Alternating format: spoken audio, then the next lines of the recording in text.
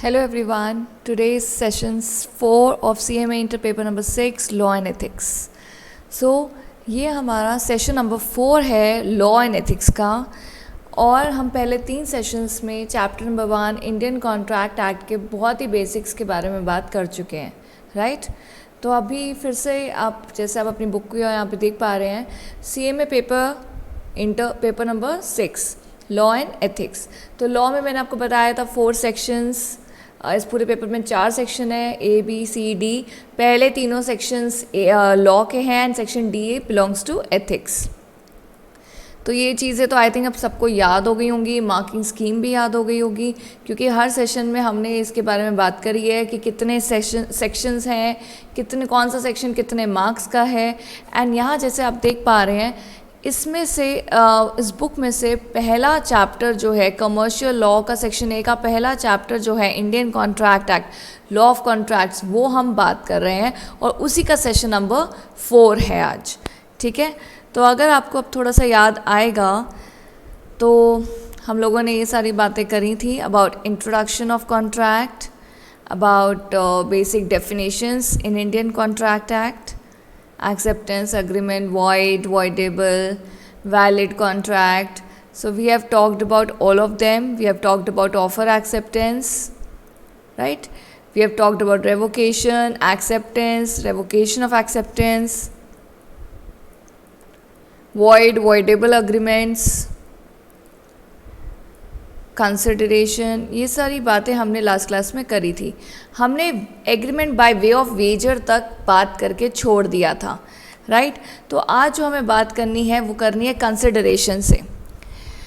अब देखिए, सबसे पहले जो बहुत इंपॉर्टेंट बात है जो मैं हर सेशन के एंड में बोलती हूँ आपको, वो ये है कि आपको साथ ही साथ सारी चीज़ें रिवाइज़ करनी है। लॉ में आपको सब समझ में आ रहा है, मैं आपको समझा रही हूँ, आपको बता रही हूँ, आपको सब समझ में आ रहा है, लेकिन रिवाइज राइटिंग प्रैक्टिस करने से आपकी सारी चीज़ें बहुत ज़्यादा मजबूत हो जाएंगी और बहुत ज़्यादा फिक्स हो जाएंगी आपके माइंड में। अब एक बार चीज़ माइंड में फिक्स हो गई तो फिर एग्ज़ाम में आप आराम से लिख पाएंगे। यही तो हमारा मेन मकसद है, इसलिए तो आप क्लासेस कर रहे हैं, राइट। तो अगर आप क्लासेस कर रहे हैं, इतनी फ़ीस पे कर रहे हैं, तो अपनी तरफ से भी तो आपको मेहनत करनी पड़ेगी ना, राइट। तो प्लीज़ आप अपना पूरा टाइम दीजिए अपनी स्टडीज़ को। स्टडीज़ का यही टाइम होता है, स्टडीज़ का टाइम बहुत प्रेशियस होता है। स्टडीज़ अगर आप ठीक से कर लेंगे तो आपके सारे एग्ज़ाम्स बहुत ही ईजिली क्लियर हो जाएंगे। अब कोई भी ये नहीं चाहता कि हम बार बार फेल हों, दोबारा एग्ज़ाम दें, उतना ही डीमोटिवेट हों, उतनी ही बार ये सेम टॉपिक बार बार पढ़ें हम, कोई ये नहीं चाहता। तो प्लीज़ एक ही बार पढ़िए और बहुत अच्छे से पढ़िए, राइट। कंसिडरेशन। अब आप कहोगे मैम इतना राइट बोल रहे हो, सब कुछ राइट ही है, बट होती कहाँ है पढ़ाई। बट प्लीज़ आप सब बहुत हार्डवर्क करिए, पढ़ाई करिए साथ साथ, तभी आपकी और मेरी दोनों का हार्डवर्क सक्सेसफुल होगा। So coming back to the topic consideration. तो इंडियन कॉन्ट्रैक्ट एक्ट में हम लोगों ने कॉन्ट्रैक्ट्स के बारे में बात करी है कि कॉन्ट्रैक्ट क्या होता है। दो लोगों के बीच में अग्रीमेंट जो कोर्ट में एनफोर्स हो सकता है उसको कॉन्ट्रैक्ट बोलते हैं। उसी में ये बहुत ही इंपॉर्टेंट एलिमेंट है, जो अगला एलिमेंट है, डैट इज़ कंसिडरेशन। कंसिडरेशन का बहुत ही सिंपल लैंग्वेज में बात करी जाए तो कंसिडरेशन का मतलब होता है something in return. Consideration means something in return. For example, मैंने आपको कार बेची, अब कार के बदले आप मुझे क्या दे रहे हैं, दैट इज़ कंसिडरेशन। और कमर्शियल एक्टिविटीज़ इंडिया में पहले तो बार्टर सिस्टम होता था, कार के बदले ट्रक ले लिया, फूड के बदले ग्रेन्स ले लिए, बहुत सारे बार्टर सिस्टम यही होता था ना, exchange of goods with goods is called barter. But अभी कमर्शियल एक्टिविटीज़ में ऐसा नहीं होता, आपको गुड्स के बदले क्या देना पड़ता है, मॉनेटरी वैल्यू, मनी देना पड़ता है, ठीक है ना। जो भी कंट्री में करेंसी चल रही होती है उसकी मॉनेटरी वैल्यू देनी पड़ती है आपको। तो consideration is something in return, ठीक है ना। तो कंसिडरेशन का मतलब क्या होता है, समथिंग इन रिटर्न। बिना कंसिडरेशन के कॉन्ट्रैक्ट नहीं हो सकता। अगर मैं आपको गाड़ी दे रही हूँ और बदले में आपसे पैसे नहीं ले रही हूँ तो वो कॉन्ट्रैक्ट नहीं कहलाया जाएगा, वो गिफ्टिंग कहलाया जाएगा, वो डोनेशन कहलाया जा सकता है, वो चैरिटी कहलाई जा सकती है, बट वो कॉन्ट्रैक्ट नहीं कहलाया जा सकता, ठीक है। तो यहाँ कंसिडरेशन की एक बार डेफिनेशन देखिए. Section 2 clause D of the act defines the consideration as when at the desire of the promisor promiser मतलब जो प्रॉमिस कर रहा है कि मैं आपको ये चीज़ दूंगा. द promisee और एनी अदर पर्सन, अब प्रॉमिस दे या कोई उसका कोई रिश्तेदार दे, हैज़ डन और abstained फ्रॉम डूइंग और does और abstains from doing or promises to do or abstain from doing something, such act is called as consideration.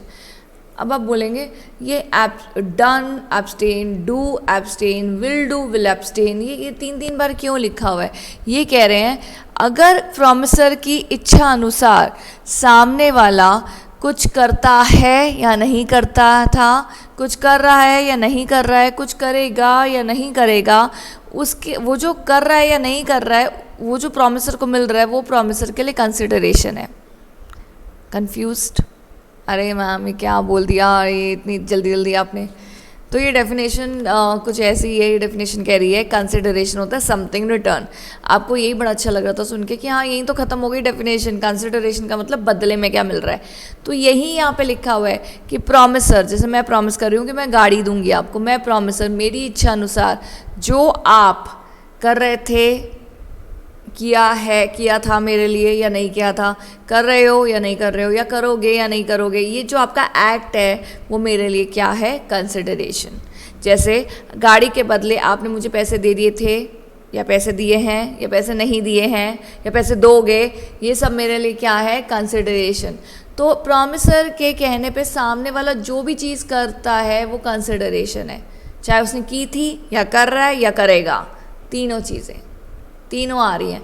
मतलब आपका देखो लॉ है, हमने तो एक ही लाइन में ख़त्म कर दिया something in return is consideration. No, law कहता है कि प्रॉमिसर के कहने पे सामने वाला कुछ भी करे वो प्रॉमिसर के लिए क्या है? समथिंग इन रिटर्न, चाहे उसने वो एक्ट किया था, किया है या करेगा. ठीक है, तीनों चीज़ें इंक्लूड करी जा रही हैं इस डेफिनेशन में. Past act, present act and future act. समझ रहे हैं आप? अब लॉ कहता है आपने तो बोल दिया समथिंग रिटर्न, बट हमें हर चीज़ कवर करनी है. हमें ये बताना है कि सारे एक्ट कवर होंगे, चाहे वो एक्ट पास्ट में किया गया था, प्रेजेंट में या फ्यूचर में प्रॉमिस करा जा रहा है. राइट?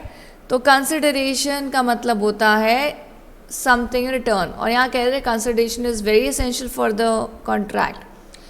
तो there are two basic principles of for consideration. पहला, consideration must be at the desire of the promiser.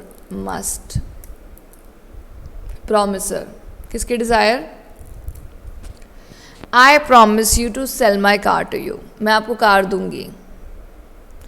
अब यहाँ पे तो मुझे बदले में कितना पैसा चाहिए ये किसके हिसाब से डिसाइड होगा?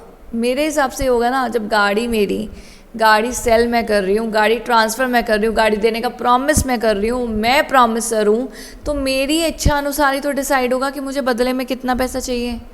तो consideration must be at the desire of the promiser.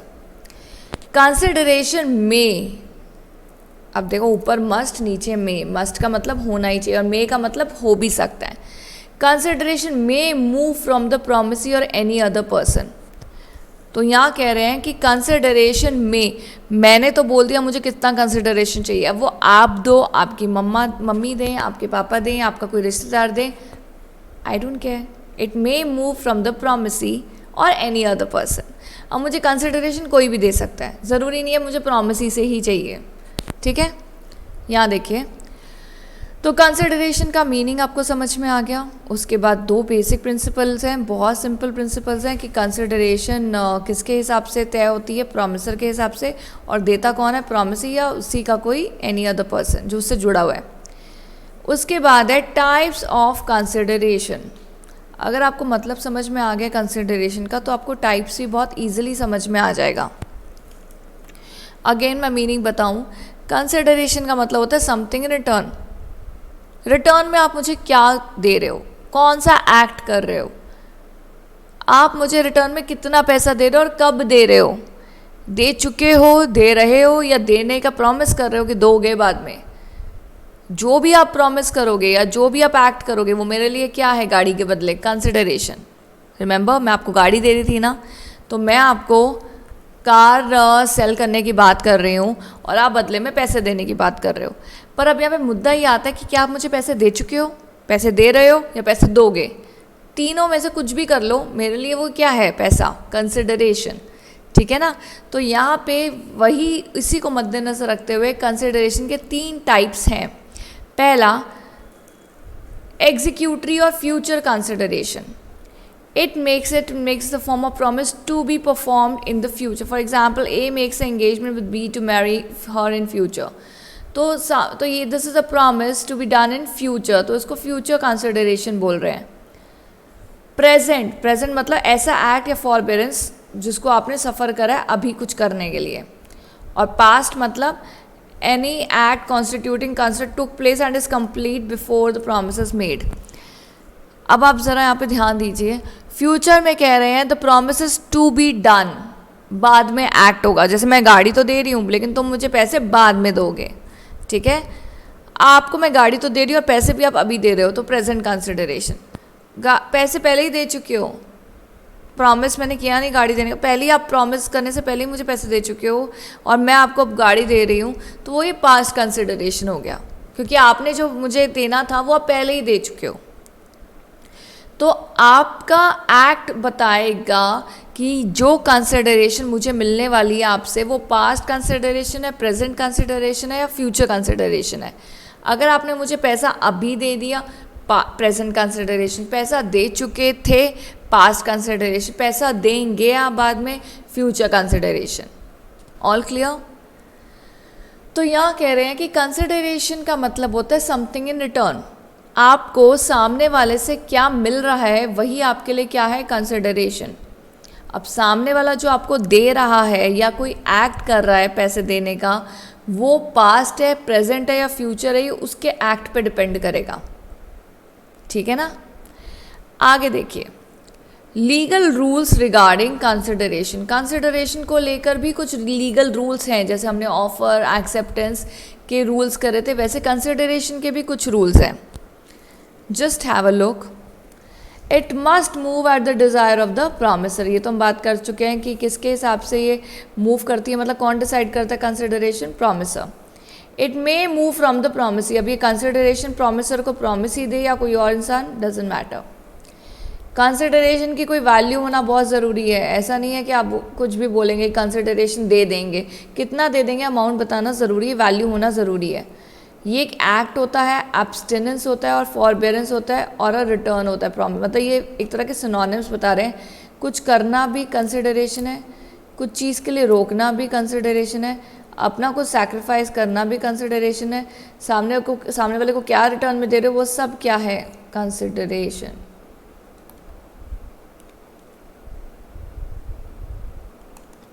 ठीक है, ये पास्ट भी हो सकती है, प्रेजेंट भी हो सकती है, फ्यूचर भी हो सकती है। तो यहाँ पास्ट इसलिए कि अगर आपको सामने वाला कुछ कर चुका था तो वो आपके लिए पास्ट कंसिडरेशन, कुछ कर रहा है तो प्रेजेंट कंसिडरेशन, कुछ करेगा एक्ट आपकी गाड़ी के बदले, फ्यूचर कंसिडरेशन। लॉफुल अनलॉफुल नहीं होनी चाहिए, या आप सिंपल बोल सकते हो इट मस्ट बी लॉफुल। अब आप कहोगे मैम लॉफुल हो या अनलॉफुल नहीं होनी चाहिए, बात तो एक सी है, बात तो एक सी है, लेकिन अनलॉफुल नहीं होनी चाहिए स्पेशली इसलिए लिख रहे हैं क्योंकि आप लॉफुल काम कर रहे हो, ठीक है, लेकिन स्पेशली कुछ उसमें अनलॉफुल मत डालिएगा। कुछ भी ऐसी कंसिडरेशन नहीं होनी चाहिए आपकी जो कानून के अगेंस्ट जाए। ठीक है ना। जैसे मैं आपको पैसे तो दे रही हूँ लेकिन आप पैसे के बदले आप मुझे प्रॉमिस कर रहे हो कि मैं आपकी पोजीशन सिफारिश लगा के करा दूंगा गवर्नमेंट डिपार्टमेंट में, तो ये गलत है, ये अनलॉफुल चीज़ है। पैसा देना ठीक है, लेकिन पैसे के बदले जो प्रॉमिस आप कर रहे हो डैट इज़ अनलॉफुल।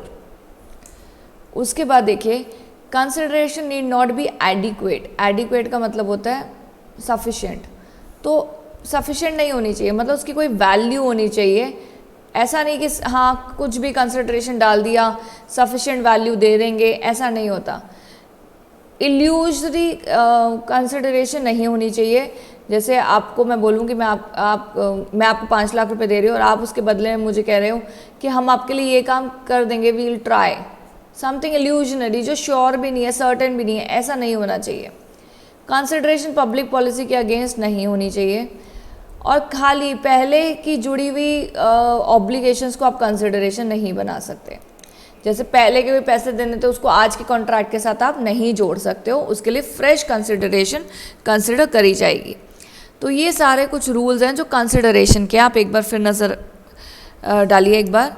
पहला है प्रॉमिसर डिसाइड करता है कंसिडरेशन, दूसरा है प्रॉमिसी भी दे सकता है कंसिडरेशन या कोई और इंसान, तीसरा है कंसिडरेशन की कोई वैल्यू होनी चाहिए, चौथा है वो एक एक्ट, एब्सटेनेंस, फॉरबेरेंस या रिटर्न, आप कुछ भी बोल सकते हैं। कंसिडरेशन के 3 टाइप हैं, past, present and future. Unlawful बिल्कुल नहीं होनी चाहिए, एडिक्वेट भी नहीं होनी चाहिए, एक अमाउंट होना चाहिए उसका, इल्यूजनरी नहीं होनी चाहिए कि कुछ भी बोल रहे हैं, सर्टेन होनी चाहिए कंसिडरेशन, पब्लिक पॉलिसी के अगेंस्ट नहीं होनी चाहिए बिल्कुल भी, और पहले की ऑब्लिगेशंस को आप कंसिडरेशन नहीं मान सकते आज के लिए। तो ये कुछ 10 रूल्स हैं कंसिडरेशन के। अगर आप स्टेप बाय स्टेप अपने मन में सोचेंगे ना कि कंसिडरेशन अगर हम ले रहे हैं तो हमें क्या क्या बातों का ध्यान रखना है, तो आपको ये सारे रूल्स बहुत अच्छे से याद हो जाएंगे। No consideration no contract.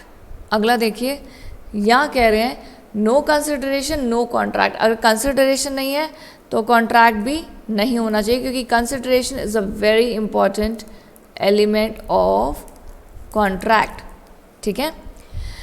The general rule is एक्स न्यूटो पैक्टो टू नॉन ऑक्टेर एक्शन। ये ध्यान रखिए, बड़ा इंपॉर्टेंट है ये। ओके मैम, समझ तो आया नहीं क्या लिखा हुआ है, क्या बोल रहे हैं, कौन सी भाषा है, लेकिन ये देखिए एक टर्म है जो कह रहा है एक्स न्यूटो पैक्टो टू नॉन ऑक्टेर एक्शन और tenure action, that is an agreement without consideration is void. कोई भी ऐसा एग्रीमेंट करना जिसमें कंसिडरेशन ही नहीं है, वो एग्रीमेंट क्या है, वॉइड। जैसे ए प्रॉमिस करा बी को कि मैं आप देखो 1000 दूंगा और तुझे कुछ नहीं करना, मैं बस देखो 1000 दे रहा हूँ, तो ये वॉइड है। ये वॉइड मतलब ये इनवैलिड कॉन्ट्रैक्ट है। आप अपने भाईचारे में या अपनी दोस्ती में आप किसी को गिफ्ट करिए, पैसे दीजिए, आपको जो मर्जी चाहे आप करिए, लेकिन ये वैलिड कॉन्ट्रैक्ट नहीं कहलाया जाएगा, क्योंकि आप सामने वाले को सिर्फ पैसे दे रहे हो, सामने वाले से कुछ ले नहीं रहे हो। तो जब कुछ रिटर्न में ले ही नहीं रहे हो तो कंसिडरेशन तो एब्सेंट है ना, और जब कंसिडरेशन ही नहीं है तो वो कॉन्ट्रैक्ट नहीं कहलाया जा सकता। However, the Act itself provides exception to this rule in Section 25 itself. तो यहाँ कह रहे हैं कि ये रूल तो है, बड़ा इंपॉर्टेंट रूल है, no consideration no contract, but इसके कुछ फॉलोइंग सर्कमस्टांसेस ऐसे भी हैं जिसमें आपके ये रूल वैलिड नहीं होता।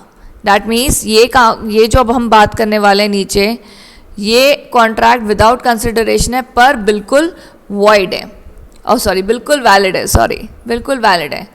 Promise made on account of natural love and affection, तो यहाँ आपको कह रहे हैं, उसके बाद है promise to compensate voluntary service, promise to pay time bar डेब्ट।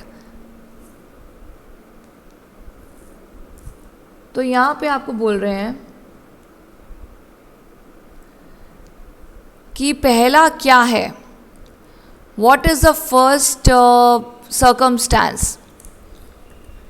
पहला सर्कमस्टांस कह रहा है, पहले तो सेक्शन 25 कहता है कि जब तक कंसिडरेशन नहीं है कॉन्ट्रैक्ट नहीं हो सकता, लेकिन सेक्शन 25 में ही इसकी कुछ एक्सेप्शन भी हैं। दैट मीन्स ये कुछ ऐसे कॉन्ट्रैक्ट हैं जिसमें कंसिडरेशन नहीं है तब भी वैलिड है। वो पहला है promise made on account of natural love and affection.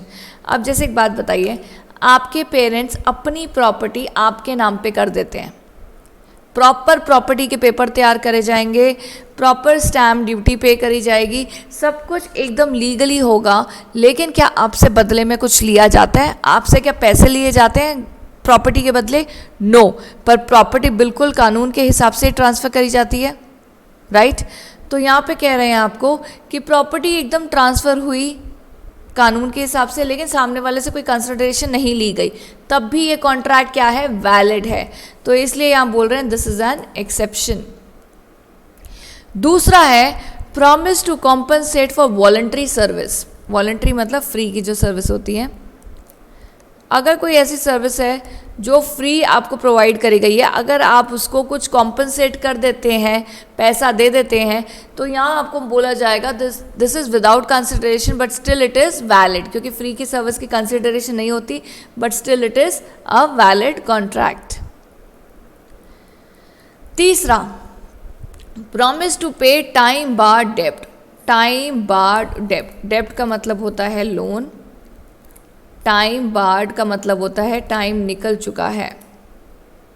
तो ऐसा डेब्ट जिसका टाइम निकल चुका है उसको अगर आप पे कर रहे हैं आगे जाकर और बदले में कुछ नहीं ले रहे उस समय, तो वो नो कंसिडरेशन नो कॉन्ट्रैक्ट की एक्सेप्शन बन जाएगी। दैट मीन्स उसमें कंसिडरेशन तो नहीं है पर वो कॉन्ट्रैक्ट वैलिड है और वो एक इस पॉइंट का एक्सेप्शन बन जाएगा।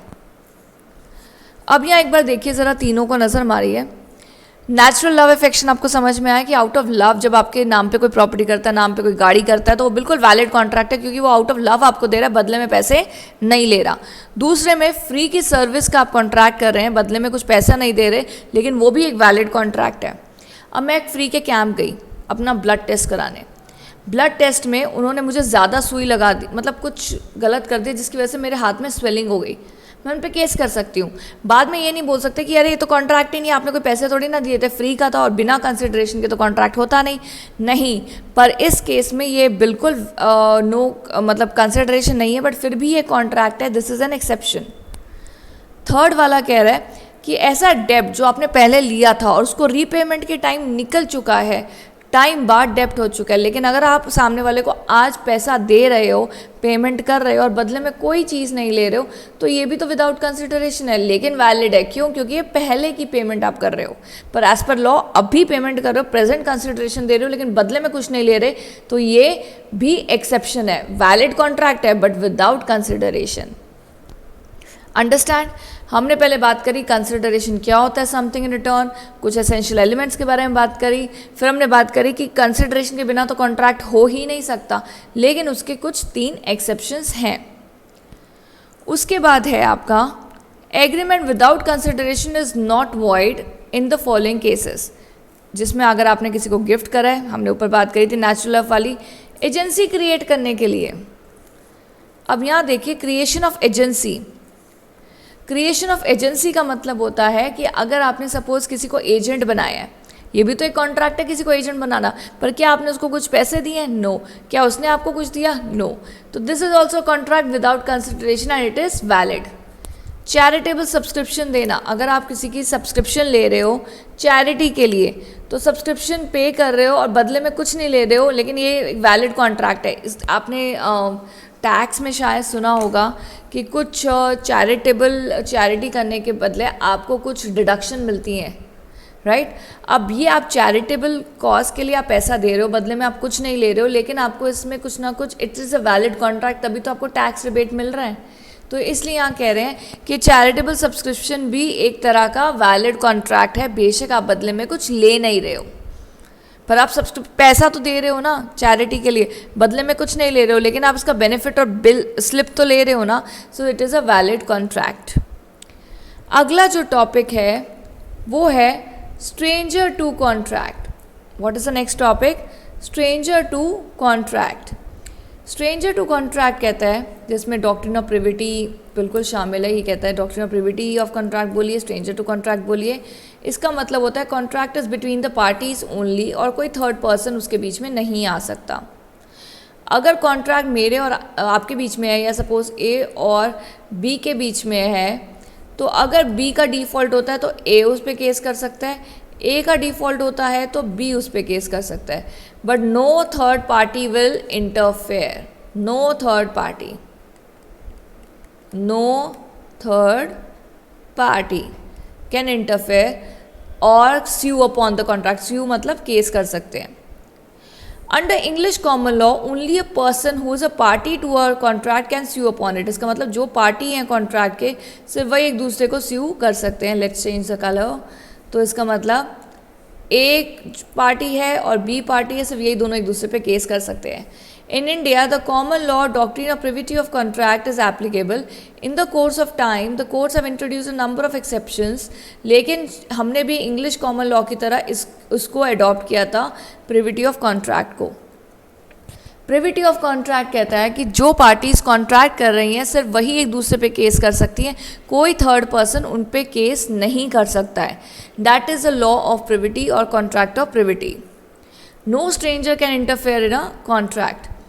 इसमें आपको आप आगे देखें, accordingly in the following circumstances, जो आगे हम बात कर रहे हैं ये पॉइंट 5 पॉइंट्स में, इसमें स्ट्रेंजर भी स्यू कर सकता है।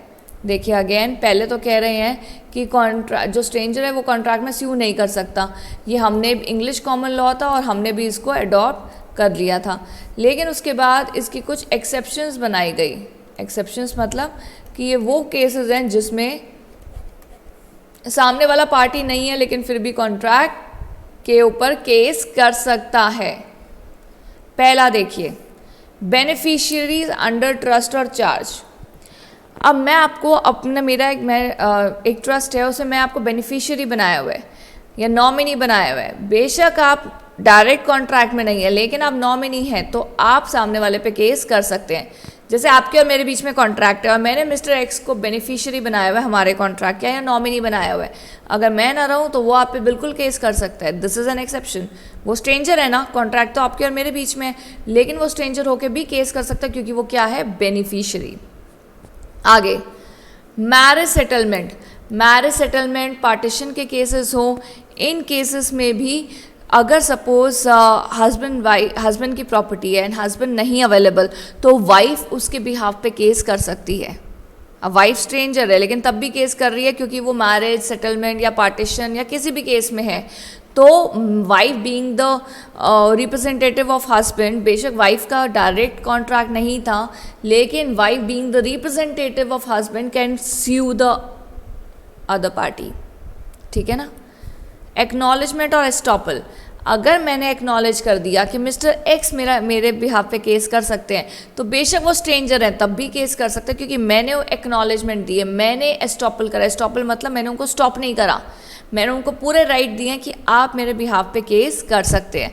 तो वो स्ट्रेंजर है तब भी केस कर रहा है क्योंकि मैंने एक्नॉलेज करा है। तो ये भी तो एक तरह का एक्सेप्शन हो गया ना, स्ट्रेंजर है तब भी केस कर रहा है। एजेंसी। एजेंट में क्या होता है, एजेंट में आप मेरे एजेंट हैं, ठीक है, आप कॉन्ट्रैक्ट कर रहे हैं थर्ड पार्टी, किसी मिस्टर ए के साथ कॉन्ट्रैक्ट कर रहे हैं, आप मेरे एजेंट हैं, मेरे भी आप पे मिस्टर ए के साथ कॉन्ट्रैक्ट कर रहे हैं। तो कल को कॉन्ट्रैक्ट तो मेरे और ए के बीच में है ना, आप तो सिर्फ कॉन्ट्रैक्ट करा रहे हैं, लेकिन कल को कुछ गड़बड़ी होती है तो आप भी केस कर सकते हैं क्योंकि आप मेरे क्या हैं, एजेंट। तो एजेंट बेशक स्ट्रेंजर है लेकिन वो भी स्यू कर सकता है, तो वो भी क्या हो गई, एक एक्सेप्शन। पांचवी और आखिरी एक्सेप्शन है assignee in case of insurance policy. तो इंश्योरेंस पॉलिसी के केस में अगर आप किसी को असाइनी बनाते हैं, जैसे मैं असाइनर हूँ, असाइनर मतलब मैं असाइन कर रही हूँ अपना कोई काम किसी को, और अगर अब सामने वाला असाइनी बन गया तो कुछ भी इंश्योरेंस के केस में होता है तो वो भी आप पे केस कर सकता है। सपोज आप इंश्योरेंस कंपनी हो तो वो भी केस कर सकता है आप पे, क्योंकि उसे मैंने ही असाइन करी ये सारे राइट्स, वो असाइनी है। ठीक है ना।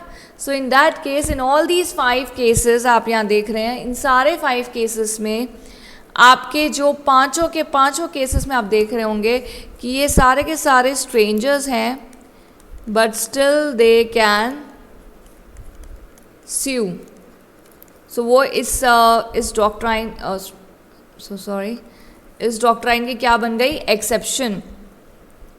किस डॉक्ट्राइन की, स्ट्रेंजर टू कॉन्ट्रैक्ट या doctrine of privity of contract. ये डॉक्ट्राइन कहता है, ये प्रिंसिपल कहता है कि अगर आप स्ट्रेंजर हैं तो आप केस नहीं कर सकते, लेकिन हमने इसके एक्सेप्शंस के बारे में भी बात कर ली है, राइट। अगला टॉपिक देखिए, अगला topic comes with a new colour, legality of object. Legality of object. In a contract the subject matter और अग्रीमेंट इज इट्स ऑब्जेक्ट। तो यहाँ कह रहे हैं हर कॉन्ट्रैक्ट में जो सब्जेक्ट मैटर होता है वो उसका ऑब्जेक्ट होता है जिसके लिए वो काम किया जा रहा है, मोटिव बेसिकली, क्या मोटिव है, क्या ऑब्जेक्ट है। सेक्शन 23 कहता है कि ऑब्जेक्ट की लीगैलिटी के बारे में बात कर रहा है सेक्शन 23। ये सेक्शन कह रहा है कि कंसिडरेशन हो या ऑब्जेक्ट हो, ये दोनों ही क्या होने चाहिए, लॉफुल। लॉफुल मतलब एज पर लॉ, ठीक है। अगर वो लॉ, अगर ये सारी चीज़ें हो रही हैं तो इसका मतलब वो लॉ के अगेंस्ट है। अगर ये सारी चीज़ें हो रही हैं इसका मतलब ये लॉ के अगेंस्ट है। क्या चीज़ें, अगर लॉ के फॉरबिडन है, फॉरबिडन मतलब अगेंस्ट, ऐसी चीज़ जो लॉ से फॉरबिडन है, फॉरबिडन मतलब कानून ने मना करा हुआ कि ये नहीं करना, तो वो अनलॉफुल ही होगा ना। तो anything which is forbidden by law is considered as unlawful. ऐसे नेचर का है कि वो किसी लॉ के प्रोविजन को या रूल को तोड़ रहा है, डिफीट मतलब ब्रेक कर रहा है, अगेंस्ट जा रहा है लॉ के, तो anything going against law is also unlawful. ऐसी कोई चीज़ जो फ्रॉडुलेंट है तो वो भी डेफिनेटली क्या है, अनलॉफुल। ऐसी कोई चीज़ जो सामने वाले को इंजरी दे रही है, इंजरी मतलब नुकसान पहुंचा रही है, हार्म कर रही है, या मैं बोलूँ लॉस दे रही है सामने वाले को, तो वो भी क्या है, अनलॉफुल। अगर कोर्ट के हिसाब से कोई चीज़ इमोरेबल है या पब्लिक पॉलिसी के अगेंस्ट है, अपोज मतलब अगेंस्ट, तो ये भी क्या है, अनलॉफुल। तो अगर आप यहाँ देखेंगे तो ये सारी चीज़ें अनलॉफुल मानी जाएगी अगर इनमें से कुछ भी हुआ तो ये सारी चीज़ें क्या है, unlawful. Forbidden by law, law की तरफ से मना करा गया है, लॉ के रूल को डिफीट कर रहा है, कुछ फ्रॉडुलेंट चीज़, सामने वाले को लॉस पहुंचाना, कुछ इमोरल या पब्लिक अगेंस्ट पब्लिक पॉलिसी होना, ये सब कुछ क्या, अनलॉफुल। तो आप कोई भी तरीके का कॉन्ट्रैक्ट करिए लेकिन उनमें ये 5 चीज़ें नहीं मौजूद होनी चाहिए, नहीं तो वो कॉन्ट्रैक्ट इनवैलिड या इलीगल भी कहलाया जा सकता है। ठीक है, आगे देखिए, आगे हमारा है ई कॉन्ट्रैक्ट्स। पर आज का सेशन हम यहीं ख़त्म करेंगे और अगले सेशन में ये सारी बातें करेंगे। आज हमने क्या क्या बातें करी हैं, कंसिडरेशन के बारे में, कंसिडरेशन के प्रिंसिपल के बारे में, types of consideration, rules regarding consideration, then we have talked about what, we have talked about everything that is related to consideration, right. उसके बाद हमने प्रिविटी ऑफ कॉन्ट्रैक्ट के बारे में बात करी, उसकी एक्सेप्शंस के बारे में बात करी। So we have talked about so many topics, लेकिन आपको ये सारे टॉपिक्स साथ साथ पढ़ने हैं ताकि आपके लिए सारे ये बहुत ईजी रहें, क्लियर रहें, आप आराम से लिख पाएँ and you get the best marks in your exams. That's what I want. मेरा सारा पढ़ाना आपका तभी सक्सेसफुल होगा जब आप अपना इनपुट देंगे, अच्छे से पढ़ेंगे और आप अपने एग्ज़ाम में क्लियर करेंगे। देखिए, आपके लिए जो सबसे ज़्यादा वैल्यूएबल चीज़ है ना अभी, वो है time, money, your hard work, everything is valuable, और ये सब चीज़ें आपके हाथ में ही है। मनी आपने स्पेंड करा क्लासेस लेने के लिए, टाइम आपका प्रेशियस है, हार्ड वर्क आप पे डिपेंड करता है। तो प्लीज़ अपनी सारी वैल्यूएबल चीज़ों को बहुत वैल्यू करिए और अच्छे से पढ़िए ताकि आप एक ही बारी में एग्ज़ाम क्लियर करें, राइट। चलिए, तो आगे जो आपका ई कॉन्ट्रैक्ट है, जो बहुत इंटरेस्टिंग कॉन्ट्रैक्ट्स होते हैं क्योंकि आजकल सब ई कॉन्ट्रैक्ट ही कर रहे हैं, तो ये हम करेंगे अगले सेशन में, सेशन नंबर 5 में, 5th सेशन में, right. So this is CS Shweta. Now I am signing off and you please take care, stay safe and study hard. Thank you.